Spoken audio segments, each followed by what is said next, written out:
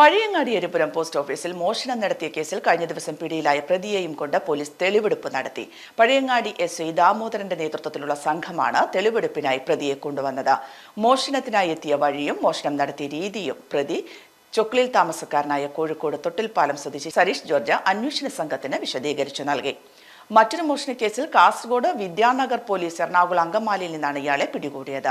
തുടർന്ന് Pazhayangadi police Payyanur magistrate കോടതിയിൽ അപേക്ഷ നൽകി പ്രതിയെ കസ്റ്റഡിയിൽ വാങ്ങുകയായിരുന്നു. ജൂലൈ 31-നാണ് പോസ്റ്റ് ഓഫീസിൽ മോഷണം നടന്നത്.